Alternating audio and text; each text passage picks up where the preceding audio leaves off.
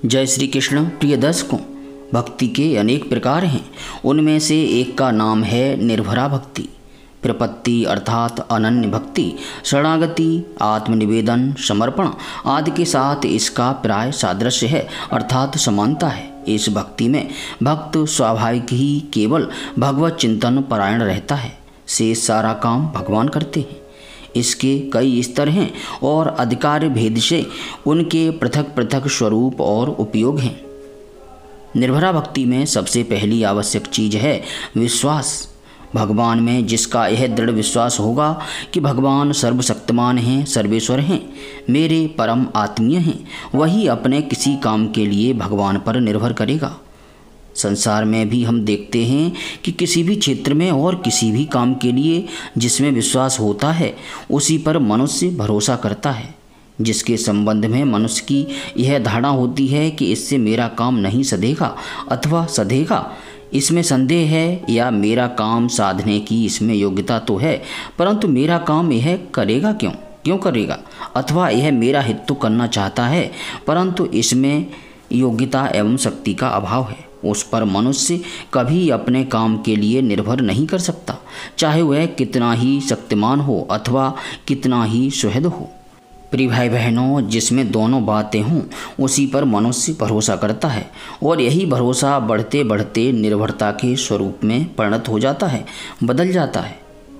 इसी से भगवान ने गीता जी में कहा है, 5वें अध्याय का 29वां श्लोक, भोक्तारं यज्ञ तपसां सर्वलोक महेश्वरं सुहृदं सर्वभूतानां ज्ञात्वा मां शांतिं रिच्छते। मुझको समस्त यज्ञ तपों का भोक्ता, सब लोगों का महान ईश्वर और सब प्राणियों का अहेतुक मित्र जान लेने पर मनुष्य शांति को प्राप्त हो जाता है। मनुष्य के मन में नाना प्रकार के मनोरथ हैं। संसार में वह सदा ही अपने को किसी न किसी अभाव से ग्रस्त पाता है। किसी भी अवस्था में वह यह अनुभव नहीं करता कि मुझको सब कुछ मिल गया, अब और कुछ भी नहीं चाहिए। बड़ी से बड़ी दुर्लभ वस्तु के पाने पर भी वह उसमें किसी कमी का अनुभव करता है और यह सोचता है कि जब मेरी यह कमी पूरी होगी तब मुझे शांति मिलेगी। यह अभाव का अनुभव कभी मनुष्य के चित्त को शांत नहीं होने देता। शांति की दो ही स्थितियां हैं। एक तो वह जिसमें पहुंचने पर वह स्वयं शांत स्वरूप हो जाता है, फिर उसे किसी वस्तु की कमी का कभी बोध होता ही नहीं। वह सभी में सर्वत्र सर्वथा और सर्वदा एकमात्र परमात्मा को देखता है और अपने को उनसे अभिन्न पाता है। उसकी यह पूर्णता उसकी स्वरूप भूता होती है। इसी का नाम मुक्ति है।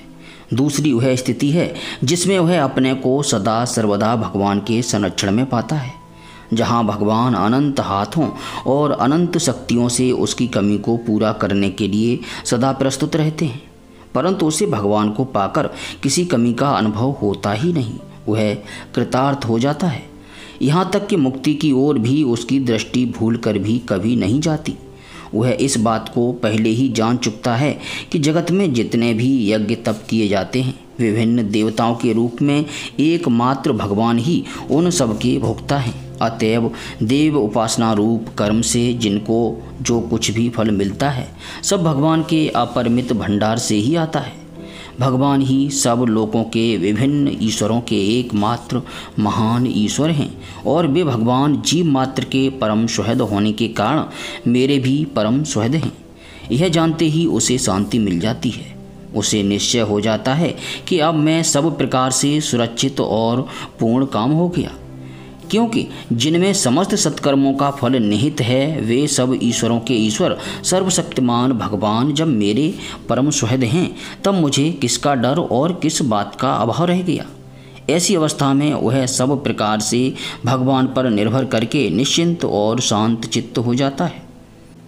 प्यारे प्रभु प्रेमियों, सकाम भक्तों में 3 तरह के भेद माने गए हैं, अर्थार्थी, आर्त और जिज्ञासु। ध्यान से सुनिएगा। इनमें एक तो वह है जो किसी भी अर्थ की सिद्धि के लिए धन, जन, मान, यश, भोग, स्वर्ग आदि की प्राप्ति के लिए भगवान को भजता है। दूसरा वह है जो प्रारब्धवश किसी संकट में पड़कर उससे त्राण पाने के लिए भगवान की भक्ति करता है। और तीसरा वह है जो भगवान की प्राप्ति का सरल और सहज पथ जानने के लिए भगवान को याद करता है। इन तीनों सकाम भक्तों की सकाम भक्ति को भी तभी पूर्ण समझना चाहिए जबकि वे भगवान को ही एकमात्र आश्रय मानकर उन्हीं पर निर्भर करें, और तभी उन्हें अनायास फल भी मिलता है। ध्रुव अर्थार्थी भक्त थे। वे ज्यों ही भगवान पर निर्भर हुए त्यों ही उन्हें उनका इच्छित फल मिल गया। द्रौपदी और गजराज आर्तभक्त थे और जब तक वे दूसरों से त्राण पाने की जरा भी आशा करते रहे तब तक उनके संकट दूर नहीं हुए। जब एकमात्र भगवान पर निर्भर करके उनको पुकारा तब उसी क्षण भगवान ने स्वयं प्रकट होकर उनके दुख दूर कर दिए। जिज्ञासु भक्त तो ऐसे बहुत हो गए हैं जो भगवान पर निर्भर करके भगवत प्रेरणा से भगवान के पथ पर सहज ही आरूढ़ हो गए हैं।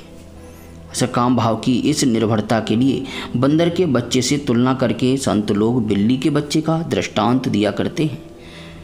प्रिय भाई बहनों, बंदर का बच्चा स्वयं कूदकर माँ को पकड़कर उसका स्तनपान करने लगता है, परंतु भूखा बिल्ली का बच्चा माँ की प्रतीक्षा करता हुआ अपने स्थान में बैठा रहता है। स्वयं माँ उसकी चिंता करती है और उसके पास आकर जहाँ ले जाना होता है अपने मुँह से उठाकर उसे वहाँ ले जाती है और अपना दूध पिलाकर संतुष्ट करती है। इसी प्रकार जो मनुष्य किसी भी काम की सिद्धि के लिए श्रद्धा विश्वास पूर्वक भगवत कृपा की प्रतीक्षा करते हुए भगवान पर निर्भर करते हैं, उनके काम को भगवान स्वयं पधार कर पूरा कर देते हैं। नरसिंह मेहता आदि अनेक भक्तों के उदाहरण इसमें प्रमाण हैं, परंतु जहाँ तक ऐसा सकाम भाव है वहाँ तक भगवान पर निर्भरता आंशिक ही है। इसके बाद यह होता है कि मनुष्य कुछ चाहता तो है, उसे अभाव का अनुभव तो होता है, परंतु उस अभाव की पूर्ति किस वस्तु से होगी इसको वह नहीं जानता। उसे विश्वास होता है कि जिस वस्तु से मेरे अभाव की पूर्ति होगी उसको भगवान जानते हैं, और इसीलिए वह उस अज्ञात वस्तु के लिए भगवान पर निर्भर करता है। जैसे छोटा शिशु बिस्तर पर पड़ा रोता है, उसे कोई कष्ट है, जाड़ा लग रहा है, मच्छर काट रहे हैं या और कोई पीड़ा है, वह यह नहीं जानता कि किस वस्तु की प्राप्ति होने पर मेरा संकट दूर होगा। वह केवल माँ को जानता है और रोकर माँ को बुलाता है। माँ आकर स्वयं पता लगाती है कि बच्चा क्यों रो रहा है और पता लगाकर स्वयं उसके कष्ट निवारण का उपाय करती है। इसी प्रकार इस अवस्था में भक्त अपने लिए उपयोगी अज्ञात फल के लिए भगवान पर निर्भर करता है और उन्हीं की कृपा से कल्याणकारी फल को प्राप्त करके संतुष्ट होता है। इसमें फल रूप वस्तु का निर्णय भगवान करते हैं। इस दृष्टि से निर्भरता का यह स्तर पहले से ऊंचा होने पर भी सकाम भाव होने के कारण यह भी वस्तुतः आंशिक ही है। इसके बाद उन भक्तों की बात है जो केवल भगवान को ही प्राप्त करना चाहते हैं और उसके लिए भगवान पर ही निर्भर करते हैं। इनके लिए भी बिल्ली के बच्चे और छोटे शिशु के उदाहरण लागू पड़ सकते हैं। ये केवल चिंतन परायण रहते हैं। उसका फल भगवान की प्राप्ति कब होगी, क्यों कर होगी, इस बात को भगवान पर ही छोड़ देते हैं और वास्तव में यूँ सब कुछ भगवान पर छोड़ने वाले बड़े लाभ में रहते हैं, क्योंकि प्रथम तो कोई शर्त न होने से इनके भजन में निष्काम और अनन्य भाव रहता है। दूसरे, जिनको पाना है वे ही भगवान जब स्वयं मिलना चाहें तब उनके मिलने में विलंब भी नहीं होता। भक्त को कहीं चलकर नहीं जाना पड़ता। बिल्ली की भांति या छोटे शिशु की स्नेहमयी जननी की भांति स्वयं भगवान ही उसके समीप आ जाते हैं। प्यारे प्रभु प्रेमियों, ऐसे ही भक्तों के लिए भगवान की यह प्रतिज्ञा है।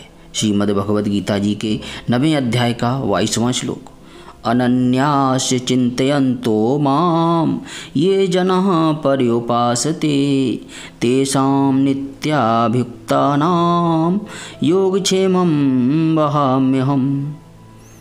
केवल मुझ पर ही निर्भर करने वाले जो भक्त नित्य मेरा चिंतन करते हुए मुझे भली भांति भजते हैं, उन नित्य मुझ में लगे हुए भक्तों का योगक्षेम मैं स्वयं वहन करता हूँ। अप्राप्त वस्तु की प्राप्ति का नाम योग है और प्राप्त वस्तु के संरक्षण का नाम क्षेम है। इस योग और क्षेम के वहन का सारा भार स्वयं भगवान अपने ऊपर ले लेते हैं।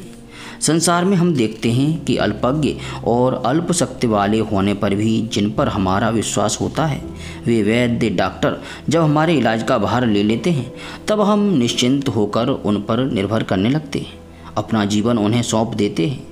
विश्वासपूर्वक उनकी दी हुई दवा लेते हैं, चाहे वह जहर ही क्यों न हो, और उनके आज्ञानुसार पथ्य भी करते हैं।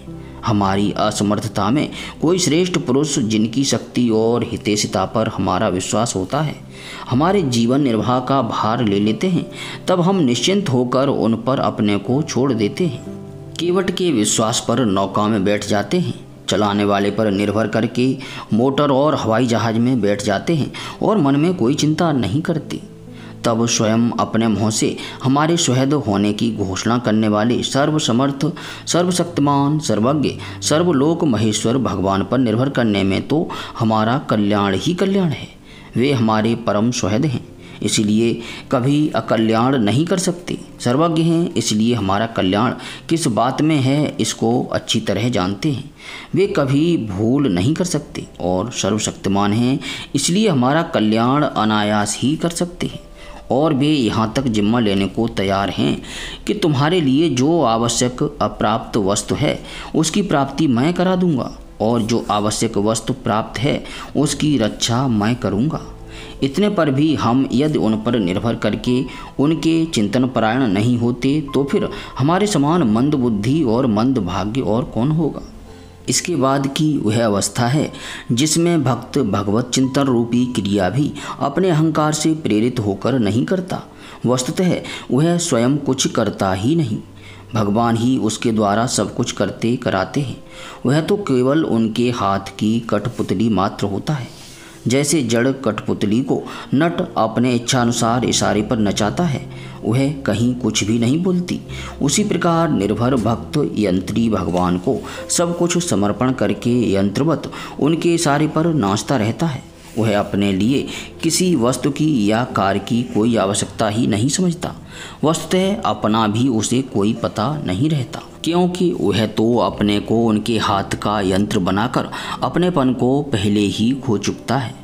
भगवान श्री कृष्ण ने अर्जुन से कहा, गीता जी के 3 अध्याय का 30वां श्लोक, मैं सर्वाणि कर्माणि सन्न्यस्य अध्यात्म चेतसा निराशी निर्ममः भूत्वा युध्यस्व विगत ज्वरः।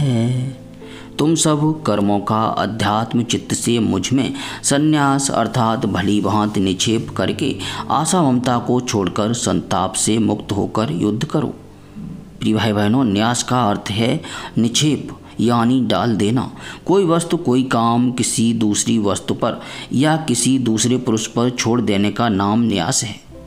भगवान कहते हैं कि तुम न युद्ध में विजयी होने की आशा करो, न राज्य में, न युद्ध स्थल में उपस्थित बंधु बांधवों में, और न अपने शरीर में ही ममता रखो, और न बंधुवध और पराजय रूप प्रतिकूल फल आदि के कारण मन स्ताप को प्राप्त हो।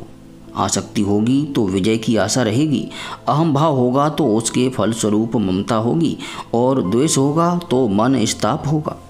तुम अहंकार और राग द्वेष से सर्वथा मुक्त होकर यह समझकर कि मैं कुछ भी नहीं करता, मैं तो भगवान के शरण हूँ, वे यंत्री भगवान ही मुझसे यंत्रवत जो कुछ कराना चाहते हैं वही किया जाता है। इस प्रकार मुझ में सब कर्मों का भली भांति त्याग करके युद्ध करो। तुम्हारे अंदर न अज्ञान रहे और न अज्ञान के कार्य रूप अहंकार, राग, द्वेष, ममता, आशा और संताप आदि ही रहे। तुम बस मेरे हाथ की कठपुतली बनकर मेरे इशारे पर मैं जो कराऊं सो करते रहो।